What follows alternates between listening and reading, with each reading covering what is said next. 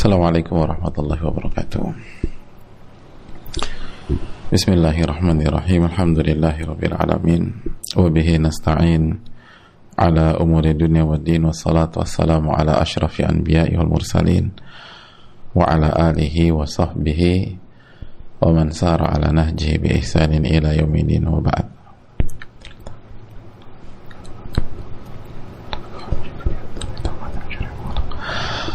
Allahumma inna nas'aluka ilman nafi'an wa na'udzubika min ilmin la yanfa'.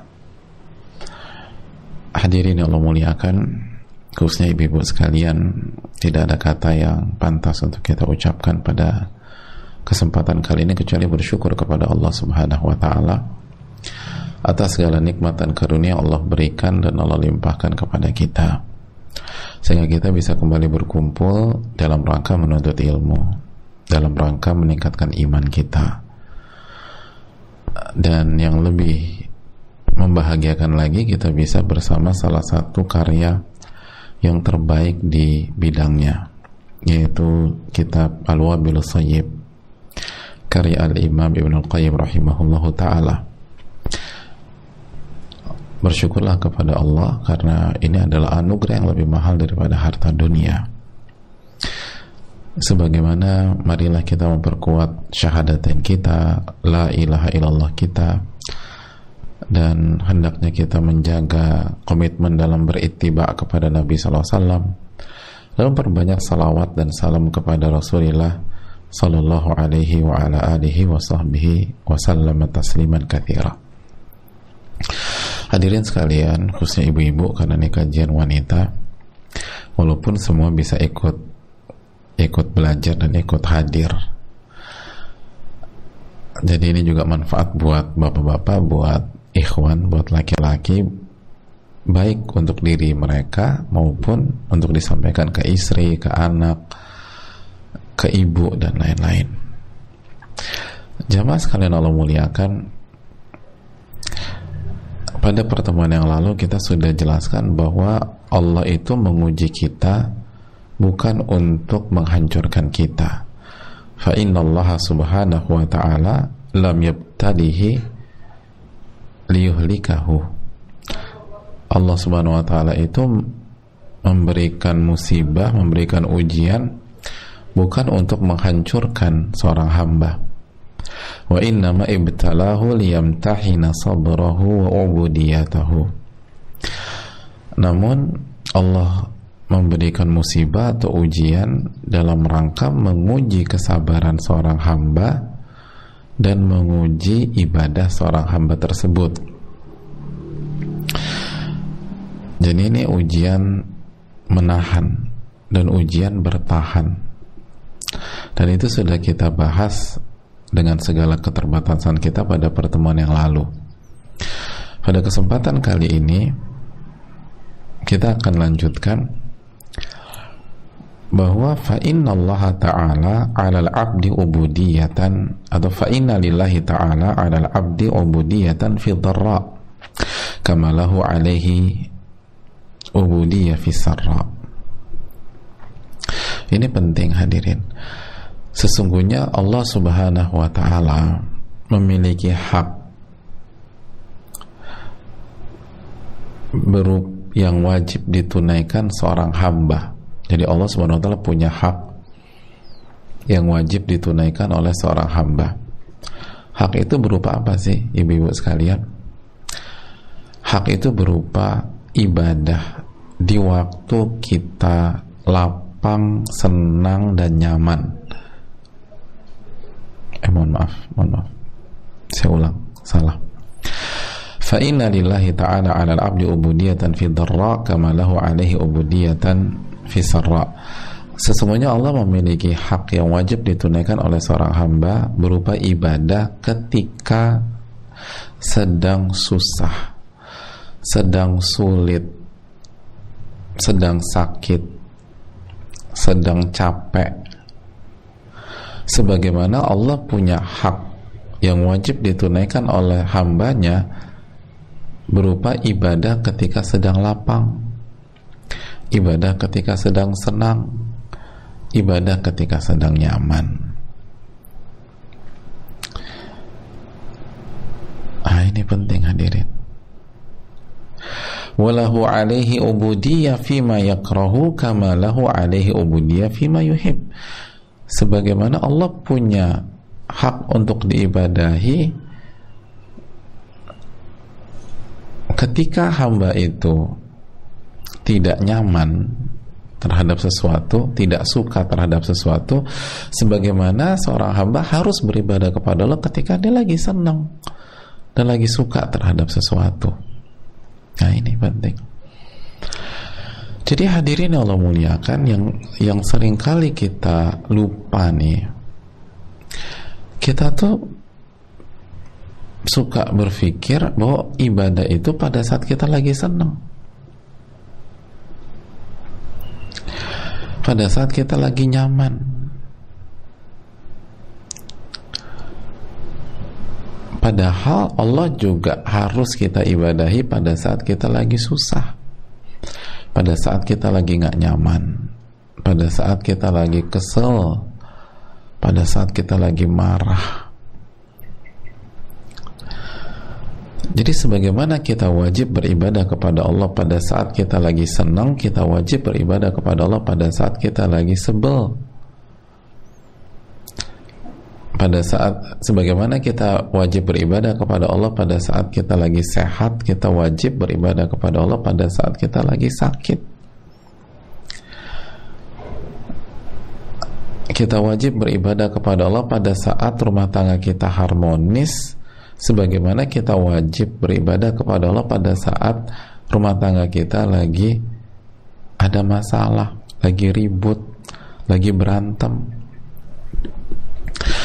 Sebagaimana kita wajib beribadah kepada Allah di saat komunikasi kita dengan suami, dengan anak-anak, dengan orang tua lagi lancar, begitu juga kita wajib beribadah kepada Allah Subhanahu wa Ta'ala pada saat ada miskomunikasi antara kita dengan suami, komunikasi dengan anak atau orang tua lagi nggak lancar.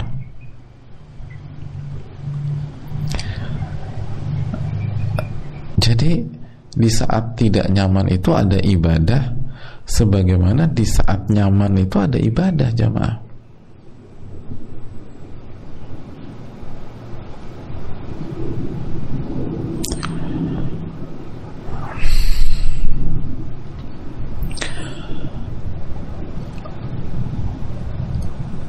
Nah, kita nih sering lupa ketika lagi ada masalah, ketika lagi sulit. Jadi ketika kita lagi mudah dan dimudahkan oleh Allah, itu ada ibadahnya. Ketika kita lagi sulit, ada ibadahnya, ada amal solehnya.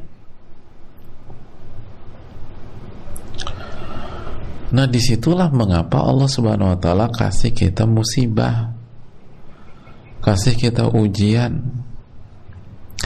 kasih kita masalah.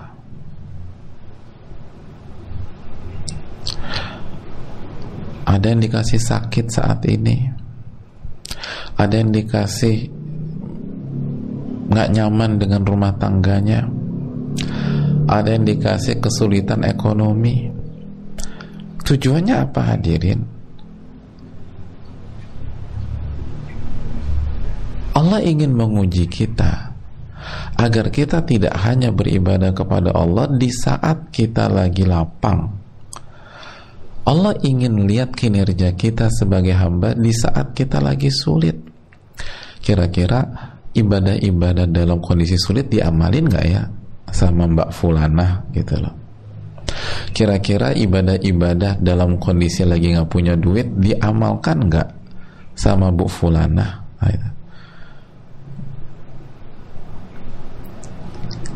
Hadirin Allah muliakan,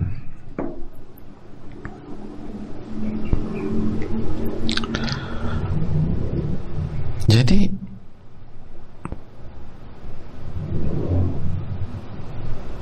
ini yang perlu kita camkan. Ngomong-ngomong Pak Ustadz, Mbak Fulanah itu siapa? Oh, Fulanah itu adalah kata jika orang Arab ingin menyebutkan seseorang tanpa nama, jadi anonim dalam bahasa Arab. Anonim dalam bahasa Arab, jadi tanpa identitas sama nama. Biasanya kita orang Arab tuh biasa sebutkan Fulan dan Fulanah. Itulah kalau bahasa kita sebagian ibu sebut saja mawar. Nah itu. Jadi hadirin Allah muliakan, ya ini seringkali kita lupa.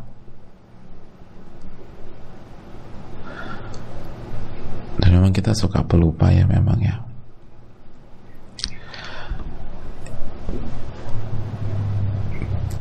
Ternyata masalah nggak punya uang, kesulitan, ribet, segala macam,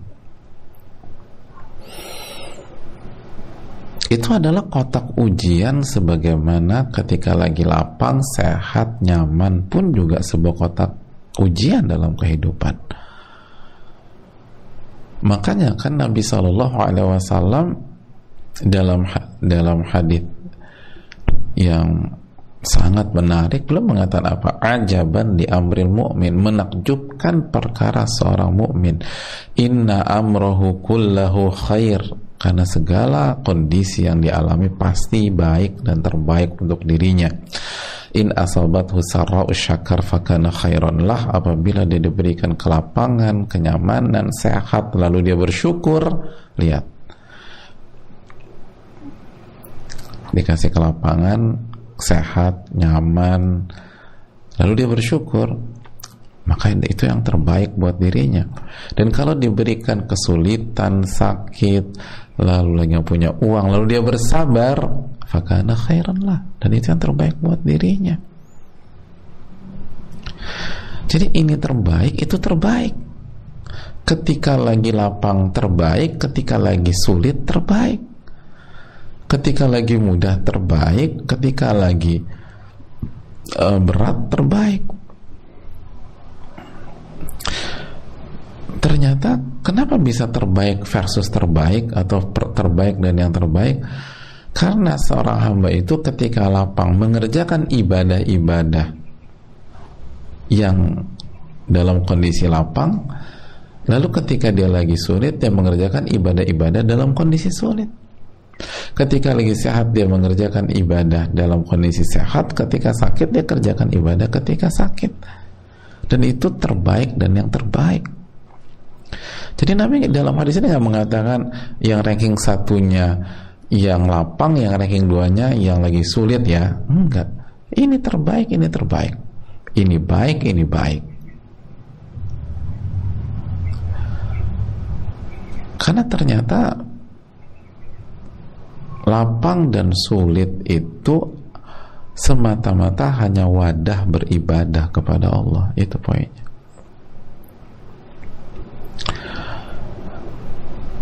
Wadah beribadah. Makanya kurang tepat ketika ada orang yang berhijrah berharap, atau bukan berpikir bahwa hijrah itu akan membuat dia kaya. Enggak, bukan ke sana. Atau mendongkrak status finansialnya. Enggak harus demikian.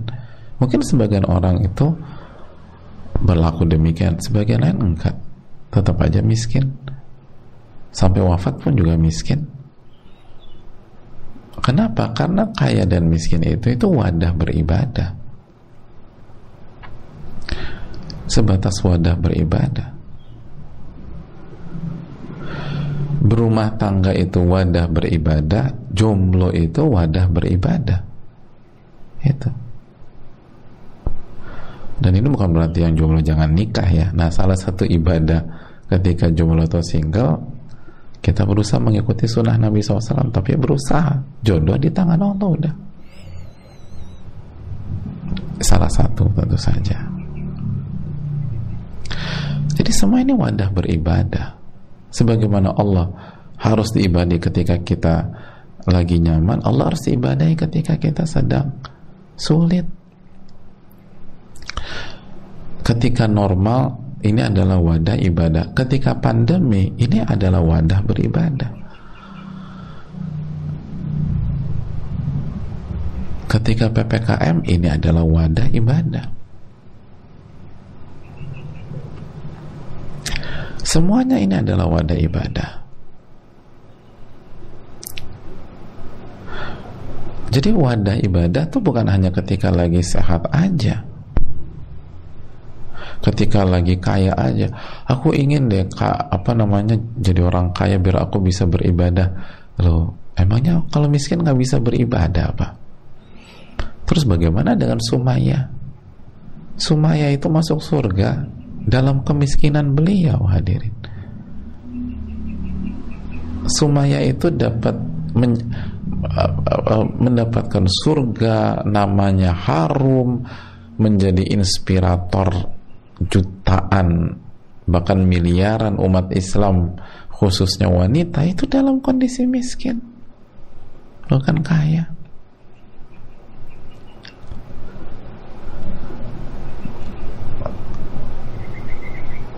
Masih ingat wanita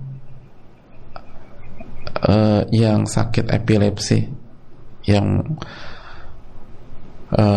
minta didoakan Nabi SAW? Lihat, beliau, wanita itu menginspirasi miliaran umat Islam, bukan dalam kondisi sehat, tapi dalam kondisi sakit.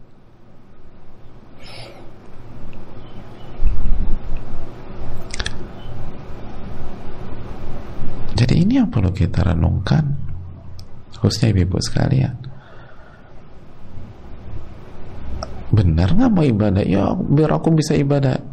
Detik-detik ini aja Anda bisa ibadah kalau Anda mau, tapi Anda nggak mau.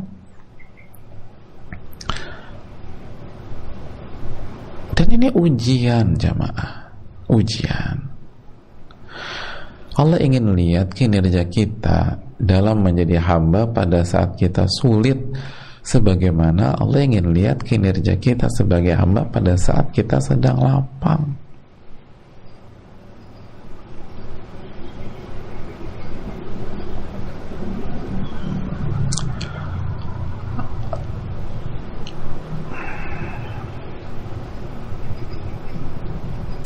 Itu poinnya, jemaah.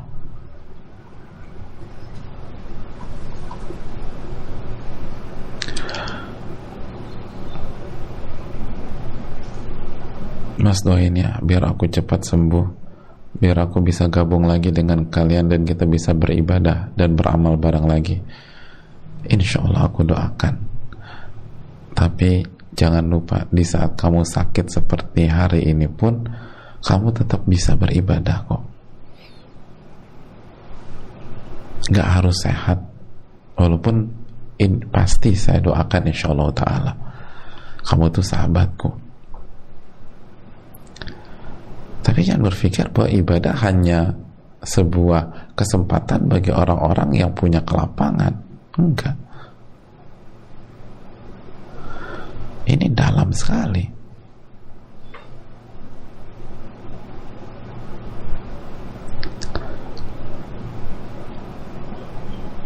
Hadirin yang Allah muliakan.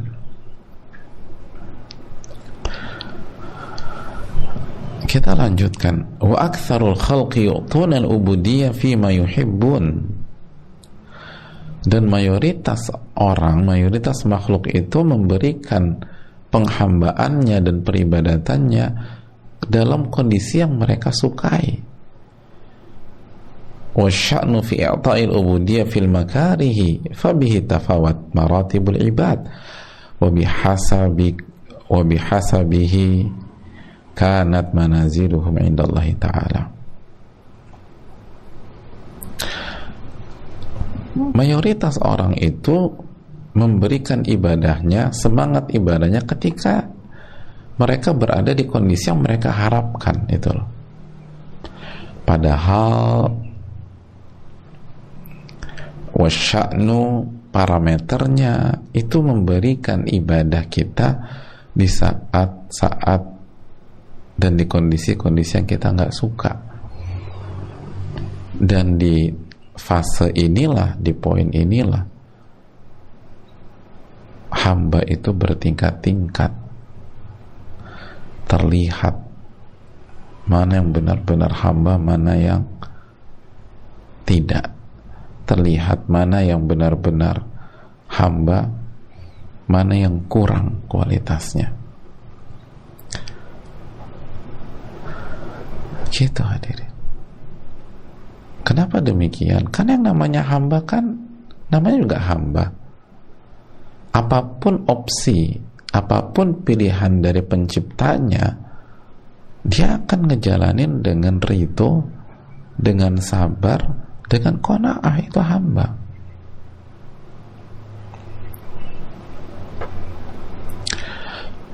Di samping dia pun juga berjuang. Karena itu sunnah Nabi SAW, misalnya tadaw wala tadaw bil haram, berobatlah dan jangan berobat dengan cara yang haram.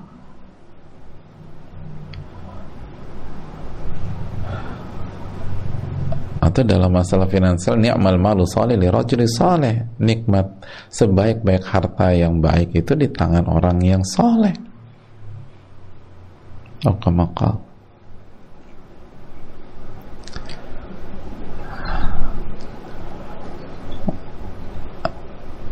hadirin yang Allah muliakan, tapi dia akan jalani ibadah-ibadah ketika dia sulit itu. Coba kita renungkan, mayoritas orang, kata para ulama, itu semangat beribadah ketika berada di kondisi yang dia harapkan. Tapi begitu di dalam kondisi yang dia tidak harapkan, dia lupa bahwa dia adalah hamba. Dia protes sama Allah, dia kesel gitu, dia marah, dan dia melakukan sikap-sikap yang menunjukkan dia belum menyelami hakikat sebagai seorang hamba. Dia belum memahami surat Adz-Dzariyat ayat 56, wa ma khalaqtul jinna wal insa illa liya'budun. Tidaklah aku ciptakan jin dan manusia kecuali untuk beribadah kepadaku. Untuk beribadah, bukan untuk memaksakan kehendak kita. Memperjuangkan yang kita impikan selama itu halal dan syar'i, ya itu perintah. Tapi memaksakan tidak. Tugas kita hanya berusaha.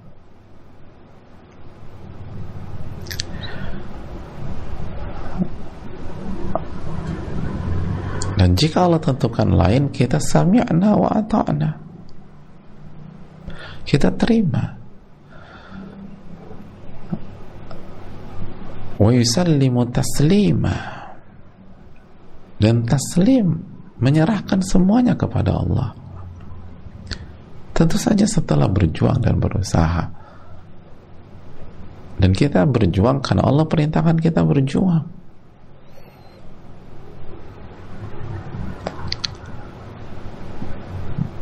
Jadi hadirin Allah muliakan, disitulah kelebihan seorang hamba.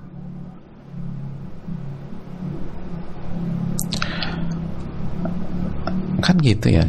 Ya contoh, banyak banget contoh dalam masalah ini.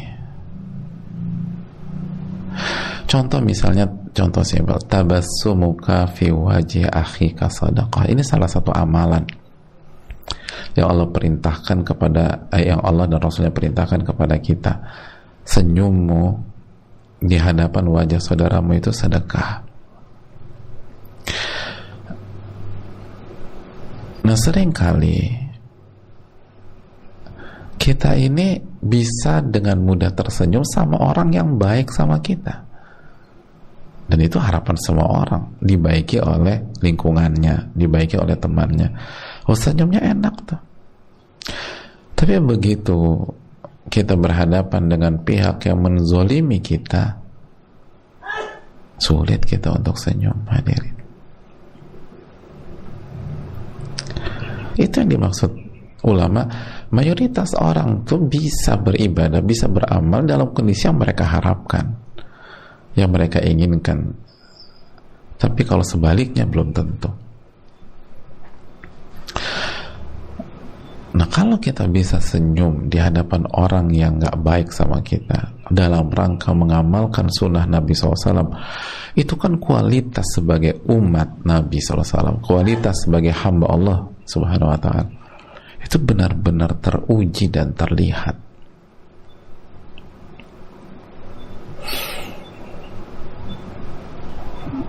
Ada orang Salat subuh ketika lagi fresh aja, begitu lagi pening, lagi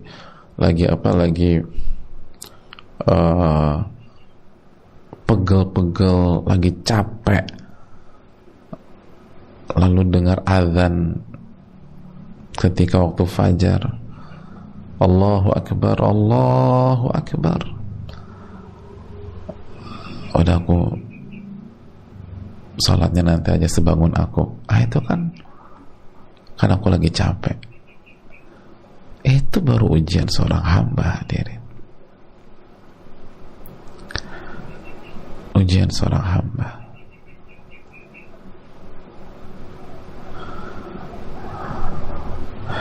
Ada banyak istri itu nggak bisa melayani suaminya,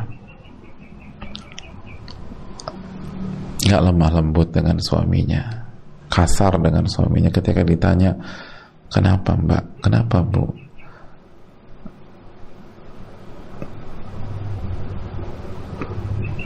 bukankah kita punya teladan Khadijah itu gimana melayani Nabi SAW, Aisyah tuh bagaimana melayani Nabi SAW. Nanti mereka jawab, mereka itu kan suaminya Rasulullah Pak Ustadz, suamiku Pak Ustadz. Aduh,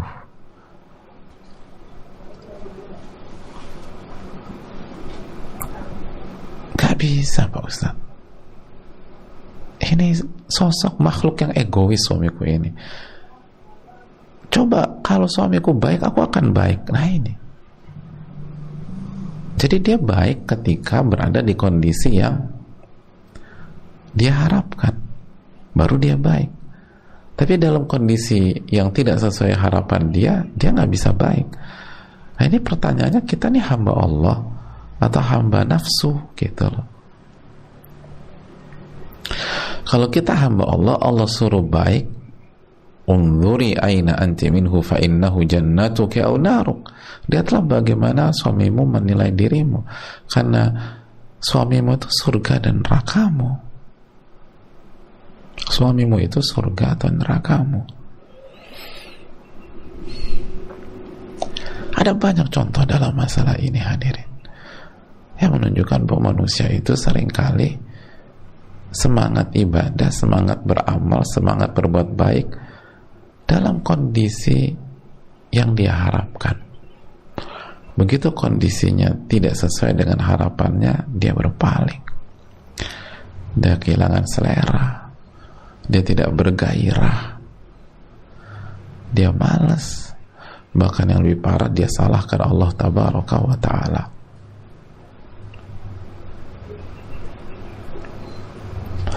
Nah pertanyaannya sebenarnya nih, kita hamba siapa, jemaah?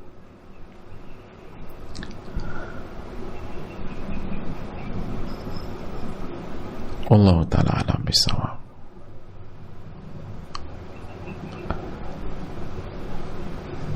Oleh karena itu, Allah kasih ujian berupa kondisi yang susah dan sulit untuk melihat, untuk menguji apakah kinerja kita sebagai hamba di saat sulit sebagus kinerja kita sebagai hamba di saat nyaman, gitu.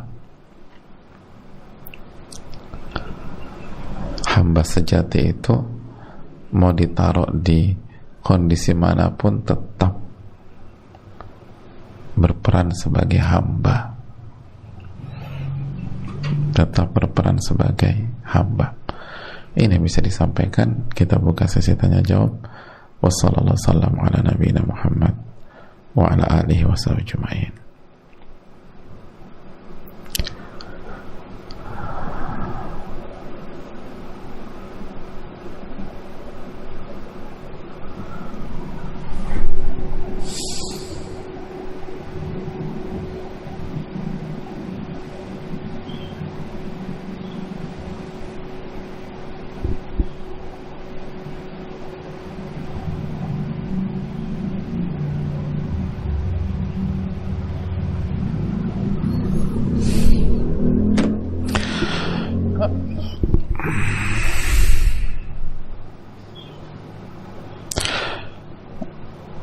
Assalamualaikum warahmatullahi wabarakatuh. Waalaikumsalam warahmatullahi wabarakatuh.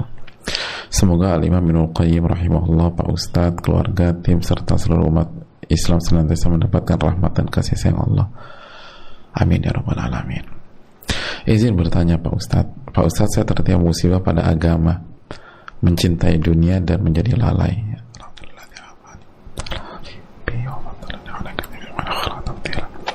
Apakah musibah saya jika disikapi dengan 3 poin sabar yang diajarkan Ibnul Qayyim rahimahullah bisa juga berubah menjadi nikmat Pak Ustadz? Saya takut sekali jika musibah saya ini hanya merupakan adab. Saya masih berusaha bangkit dari keterpurukan agama saya dan berat sekali. Seakan Allah Subhanahu wa taala menutup pintu beramal untuk saya. Setiap saya niat beribadah, tiba-tiba saya disibukkan dengan urusan dunia. Apa yang harus saya lakukan Pak Ustadz? Mohon nasihatnya, jazakallahu khairan Pak Ustadz. Terima kasih. Yang pertama, insya Allah beliau yang bertanya, ketika bertanya ini adalah tanda kebaikan. Ini tanda kebaikan. Orang sakit yang merasa dirinya sakit itu langkah awal menuju perjuangan menuju sembuh. Yang jadi masalah itu orang tuh nggak merasa sakit bahwa dirinya sakit. Itu bahaya. Nah, apakah 3 poin Ibnul Qayyim bisa menjadi solusi? Jawabannya jelas ya. Apa 3 poin sabarnya Ibnul Qayyim? Yang pertama, jaga nafsu, tahan nafsu dan tahan jiwa. Yang kedua, tahan lisan. Dan yang ketiga, tahan anggota badan. Dan intinya obat hubud dunia kan 3 ini, jamaah. Ya kan? Dan kenapa kita terjerumus ke cinta dunia? Karena kita nggak nahan nafsu kita terhadap dunia. Kita lepaskan sehingga jadi liar. Nah, jadi solusinya tahan. Pengen ini tahan. Kecuali yang kita butuhkan memang. Yang di luar kebutuhan tahan. Dan jangan omongin dunia, tahan lisan. Omongin nikmat Allah Subhanahu wa taala. Bicarakan kebaikan Allah. Bicarakan ilmu. Jangan bicarakan dunia lagi. Itu hadirin. Terus jangan lupa al-luju ilallah. Jadi ketika jiwa ini kita tahan dari dunia, jiwa ini kita arahkan kepada Allah. Lalu doa dengan sebenar-benarnya doa. Di antara doanya apa? Wala taj'alid dunya akbar hammina. Nabi mengajarkan kita doa sallallahu alaihi wasallam, dan ya Allah, dan janganlah engkau jadikan dunia sebagai ambisi terbesar kami. Jangan sampai dunia itu menjadi ambisi terbesar kami. Itu hal penting, jamaah. Lalu yang berikutnya, cari sahabat-sahabat yang solehah. Kan ini kemungkinan besar kan ibu-ibu ya. Cari sahabat-sahabat solehah. Dan kalau memang waktu ibadah, jangan disibukkan dengan urusan dunia, kecuali darurat. Karena dunia nggak ada selesai-selesainya, hadirin. Nggak tidur 24 jam juga ada aja kesibukan dunia. Jadi begitu waktunya ibadah, jangan. Begitu sholat, misal jauhkan handphone. Nggak ada sosial media, misal pas sholat, taruh jauh-jauh. Gitu. Dan banyak doa. Insya Allah Allah kasih taufik, hadirin. Wallahu ta'ala bisawab. Assalamualaikum warahmatullahi wabarakatuh. Waalaikumsalam warahmatullahi wabarakatuh. Semoga Allah merahmati Al-Imam Ibnul Qayyim. Amin ya rabbal alamin. Semoga Ustadz, keluarga dan tim serta seluruh kaum muslimin diampuni dosa-dosanya. Amin. Selalu dirahmati dan senantiasa diberikan kesehatan oleh Allah. Amin ya rabbal alamin. Mohon tipsnya Ustadz agar ketika sedang haid tidak merasa libur ibadah dan menjaga agar iman tidak turun walaupun sudah tetap menjaga zikir dan membaca Al-Quran, tapi rasanya tetap ada yang kurang karena tidak bisa sholat. Mohon nasihatnya Ustadz, jazakallahu khair Ustadz, barakallahu fiikum, barakallah. Yang perlu kita camkan, ingatlah bahwa pada saat kita sedang tidak sholat zuhur di waktu zuhur karena haid, tidak sholat subuh di waktu subuh karena haid, kita sedang beribadah kepada Allah. Itu harus diyakini. Jadi bukan libur ibadah, itu sedang ibadah. Karena ibadah bukan hanya menjalankan perintah, ibadah juga menjauhi larangan. Dan ketika wanita sedang haid atau nifas, mereka dilarang sholat, dilarang puasa. Maka ketika wanita itu tidak sholat, maka dia sedang ibadah. Dia sedang ibadah. Jadi rasakan benar bahwa kita sedang ibadah, dan insya Allah pahala demi pahala. Gitu hadirin. Jadi hadirin Allah muliakan,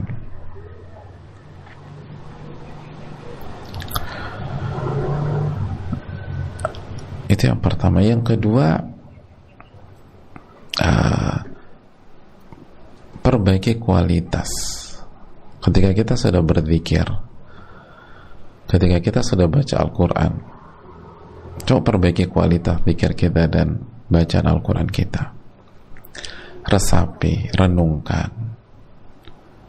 Insya Allah itu akan sangat membantu, sangat membantu.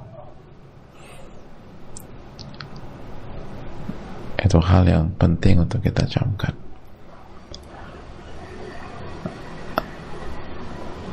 Lalu yang menambah iman juga menuntut ilmu. Itu juga menambah iman yang sangat kuat. Allah Ta'ala alam. Dan banyak doa, coba, banyak doa. Jadi ingat, tidak ada kata libur. Itu pun ibadah, meninggalkan larangan dari Allah Subhanahu wa Ta'ala. Terima kasih banyak. Assalamualaikum warahmatullahi wabarakatuh. Semoga Allah berikan rahmat yang luar biasa kepada Ibnu Qayyim, Ustadz dan tim serta seluruh keluarga. Amin ya rabbal alamin. Begitu juga yang bertanya, dan begitu juga dengan seluruh kaum muslimin. Amin ya rabbal alamin. Ustadz, rumah tangga saya baru berjalan 6 bulan. 3 bulan sudah saya dan suami pisah rumah.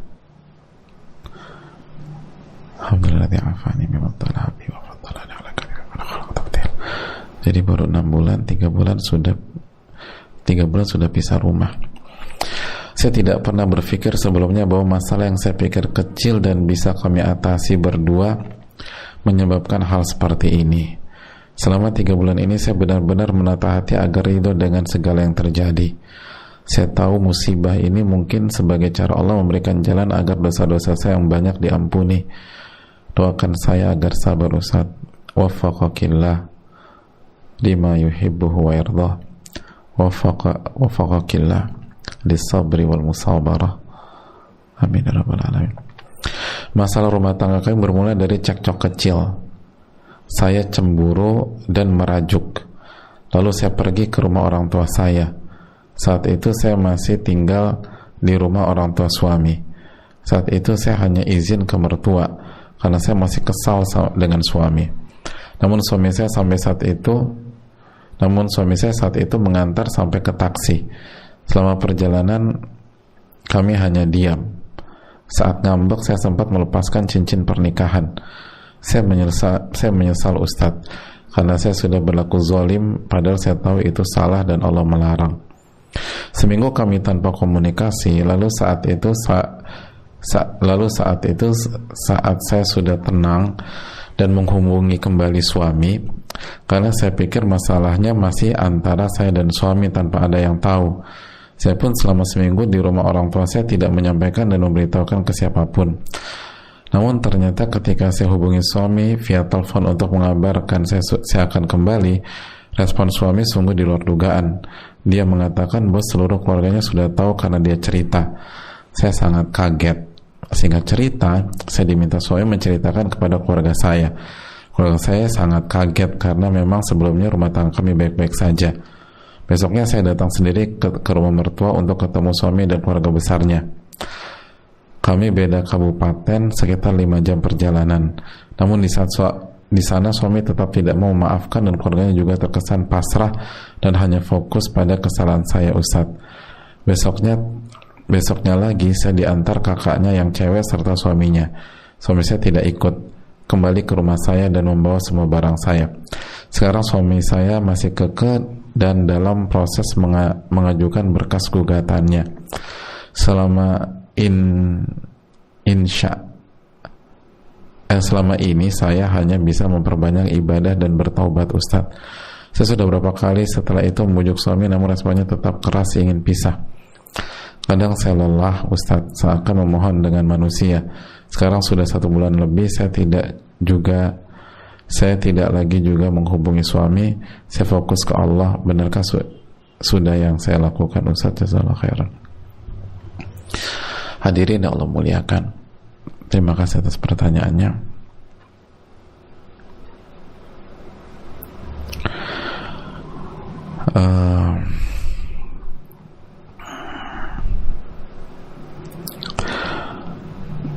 Yang pertama, semoga Allah memberikan taufik kepada yang bertanya untuk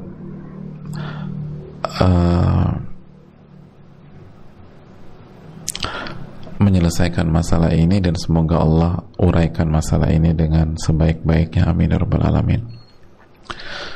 Lalu yang semoga Allah memberikan taufik agar kita menyadari kesalahan kita. Hadirin yang Allah muliakan,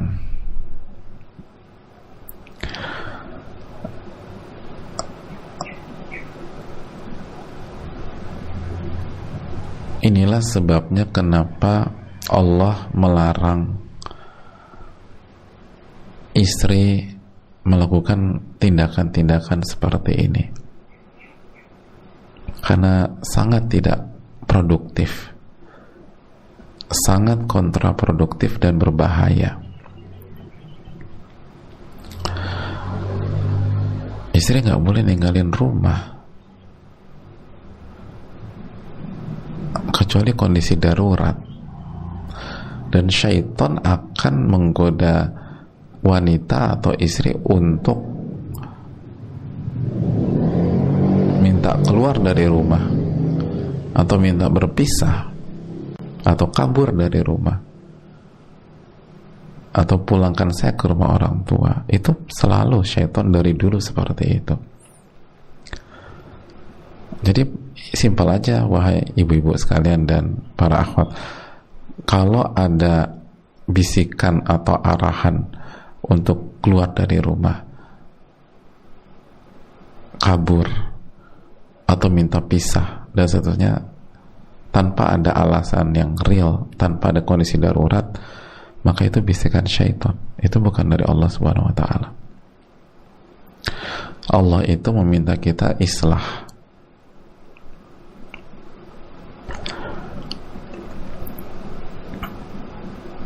Dan nggak boleh wanita keluar dari rumah seperti ini, nggak boleh.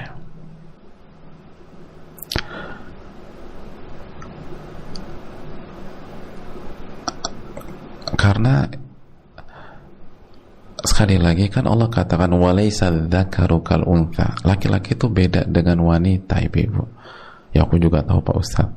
Iya, maksud saya tuh sesuatu yang kita pikir itu sederhana, tapi bagi laki-laki itu bisa dalam.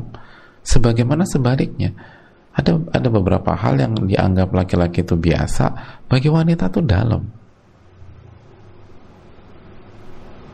Makanya kemampuan kita mengerti DNA laki-laki dan bagi laki-laki mengerti DNA wanita itu sangat penting dalam kehidupan rumah tangga.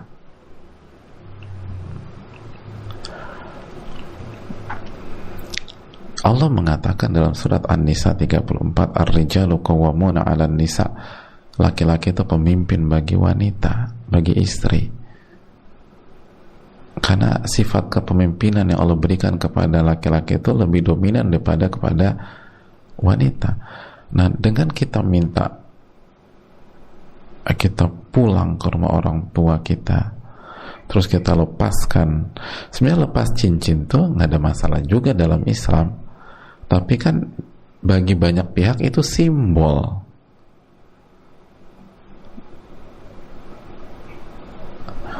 Intinya kan bukan itu. Jadi intinya bukan tentang lepasin, tapi perginya kita, nggak mau nurutnya kita, nggak mau taatnya kita, nggak mau berada di bawah kepemimpinannya. Itu kan ketika kita, aku harus pulang, aku nggak mau pulang, itu kan berarti kan kita dalam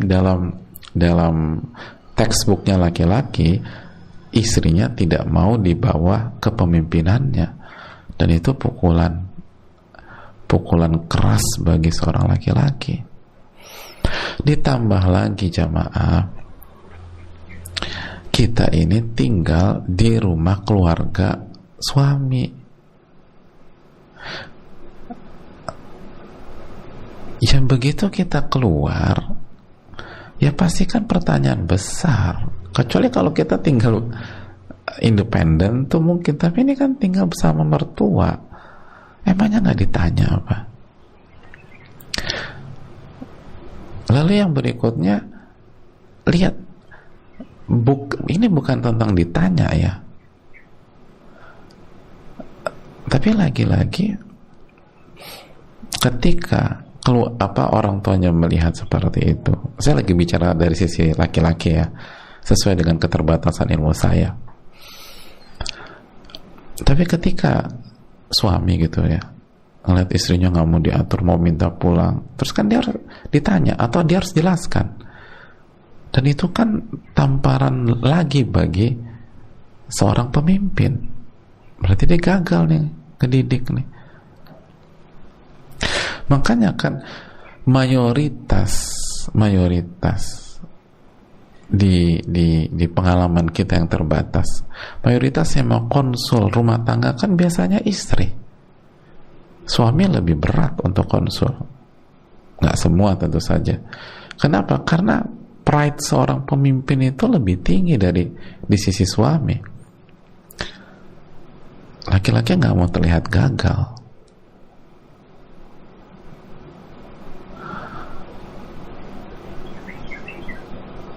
Kehormatan pemimpinnya nggak mau jatuh. Dan dengan kita keluar itu sama aja ngejatuhin lagi. Jadi 2 kali dijatuhkan. Saya bukan membela suami, saya ingin rumah tangga beliau ini kembali utuh, semoga Allah kasih taufik. Tapi saya ingin jelaskan blind spotnya gitu loh, biar beliau yang bertanya atau banyak istri itu mengerti bahwa ini tuh masalah fatal, nggak simpel. Ini bukan tentang keluar rumah terus balik lagi. Kan lihat kan di alurnya kan, kalau nggak salah seminggu kemudian saya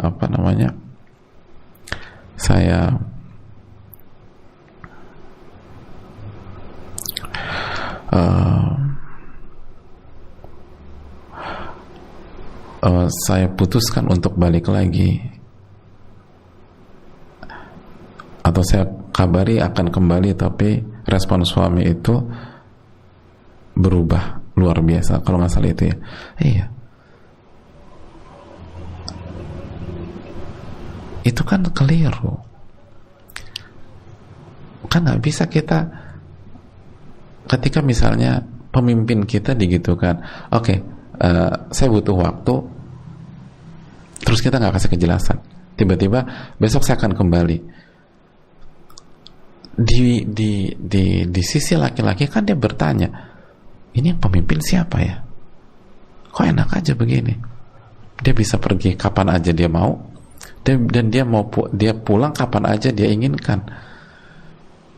Itu kan benar-benar menjatuhkan lagi kepemimpinan suami. Jadi ada beberapa hal yang dilakukan dari pihak istri yang menyerang psikis kepemimpinan seorang suami di sini. Keluar dalam kondisi tinggal di rumah keluarga besar, lalu balik sesuai dengan keinginan dia. Kapan saya mau balik, saya bisa balik, kan begitu pesannya. Kata suami, nanti dulu, saya pemimpin. nggak bisa seenaknya aja begitu. Akhirnya suami ingin bercerai karena beliau merasa kepemimpinannya sudah tidak ada artinya lagi. Lalu bagi wanita berpikir ini adalah masalah kecil. Iya kan, coba saya baca sedikit, ini penting. Masalah rumah tangga kami bermula dari cekcok kecil. Saya cemburu dan merajuk, lalu saya pergi ke rumah orang tua saya. Saat itu saya izin ke mertua. Tuh izin ke mertua, berarti nggak izin suami. Itu fatal lagi.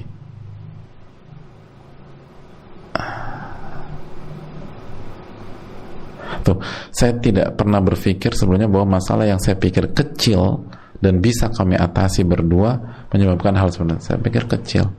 Ini bukan hal kecil, ini hal besar banget. Sangat besar, keluar tanpa izin, itu besar. Bagi laki-laki itu, bagi suami itu masalah besar. Ya sama aja di perusahaan ya. Perusahaan, kita bos nih, kita pemimpin. Tiba-tiba karyawan kita liburan tanpa izin kita. Sampai kapan? Dia nggak kasih kabar. Terus pas dia mau balik ke kantor, dia baru bilang, besok saya kerja lagi ya. Kira-kira bosnya atau pemimpinnya akan terima nggak? Oh nanti dulu mbak, mari kita bicara, gitu kan. Sesederhana aja itu logikanya. Dan kalau kita jadi pemimpin, kita akan melakukan hal yang sama kok. Bawahan kita, atau kita punya asisten rumah tangga lah, biasa ibu punya asisten rumah tangga, tiba-tiba pulang nggak izin kita, terus nggak bilang sampai kapan. Tiba-tiba dia telepon, besok saya kembali ya bu ya, kita akan terima. Oke, kalau ada asisten rumah tangga gitu, terima nggak?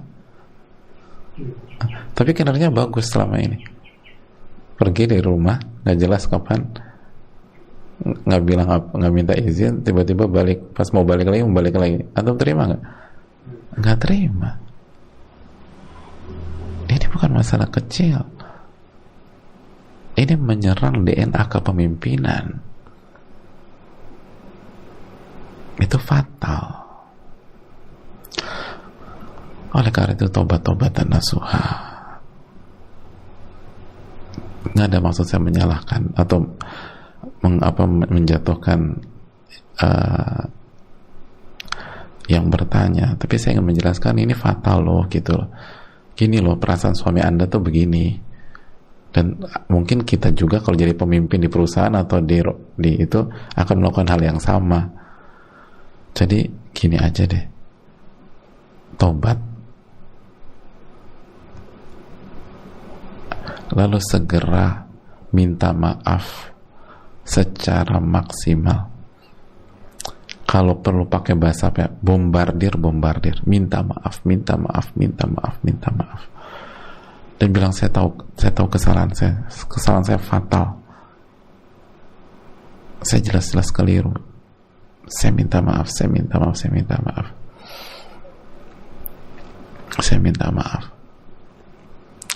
Lalu yang terakhir buat wanita dan buat ibu-ibu, lawanlah rasa cemburu yang melampaui batas.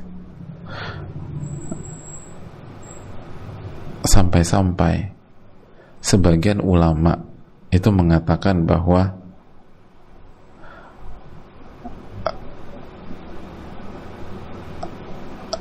saat wanita melawan rasa cemburunya itu seperti laki-laki yang melawan musuh di medan jihad, sampai bilang begitu. Berat memang, tapi harus dilawan. Berat. Akhirnya nanti jadi bumerang seperti ini. Wallahu ta'ala alam bisawab. Mungkin itu.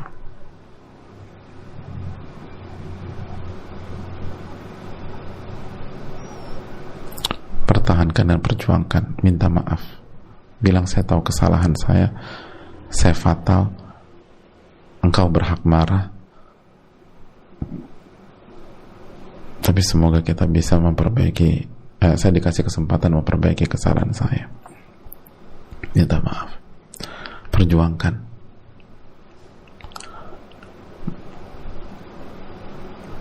Assalamualaikum warahmatullahi wabarakatuh. Waalaikumsalam warahmatullahi wabarakatuh.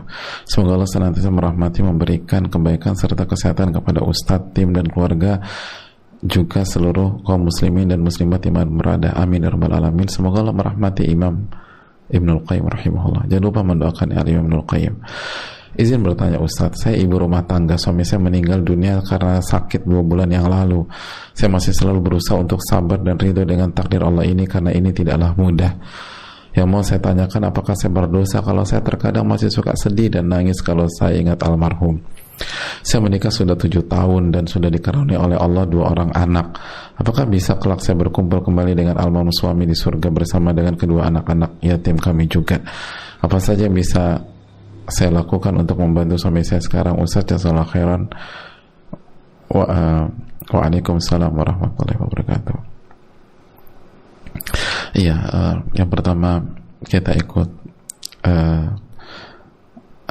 mengerti dan memahami perasaan yang bertanya, dan semoga Allah memberikan taufik untuk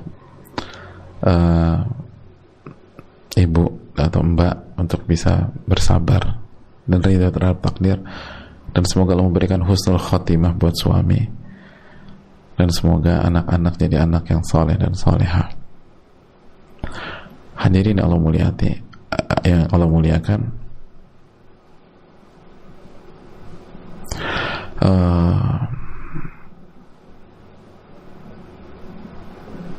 yang pertama, apa yang bisa dilakukan? Yang bisa dilakukan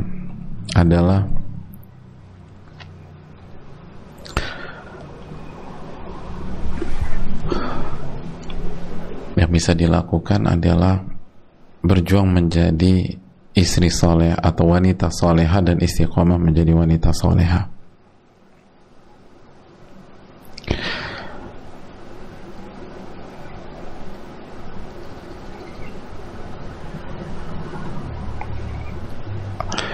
Jadi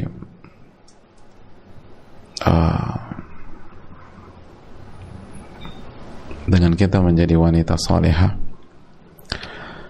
maka kita membantu pemimpin kita ketika beliau ditanya oleh Allah, sudah didik kita atau belum, dan bagaimana kondisi istri dan anak-anakmu, gitu loh. Jadi jadilah wanita soleh dan istiqomahlah menjadi wanita soleha. Lalu yang kedua, didik anak-anak menjadi anak yang soleh dan soleha, yang bisa mendoakan orang tuanya, mendoakan mbak, dan mendoakan suami. Jaga anak-anak ini agar menjadi hamba-hamba Allah dan bertauhid kepada Allah Subhanahu wa ta'ala, dan mendoakan orang tuanya, baik yang sudah meninggal maupun yang masih hidup. Lalu yang berikutnya, bagaimana bisa berkumpul dalam Sunan Al-Baihaqi. Jadi diriwayatkan Imam Baihaqi bahwa Hudzaifah pernah berkata kepada istri beliau, in syi'ti takuni zaujati fil jannah, kalau engkau mau, engkau bisa menjadi istriku di surga.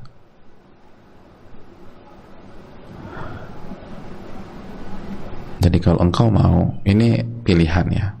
Tapi kalau kamu mau bareng-bareng lagi di surga, ini ada tipsnya. Apa tipsnya?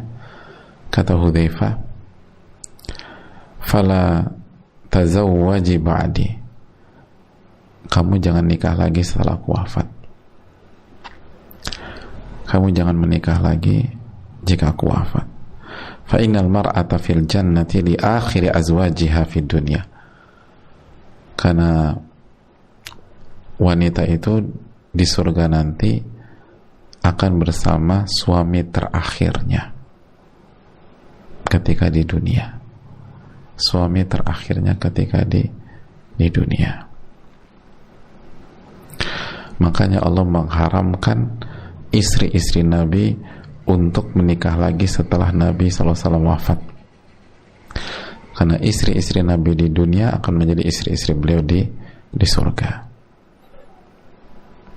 Nggak mudah memang, tapi itu Allah Ta'ala bisa. Walaupun terjadi khilaf dalam masalah ini, tapi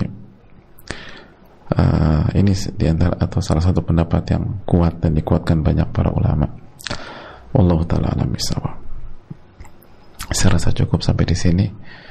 Semoga bermanfaat dan semoga Allah memberikan taufik kepada kita dan amalkan ilmu kita di hari-hari ini. Ini hari-hari nggak mudah, kecuali Allah buat mudah untuk kita.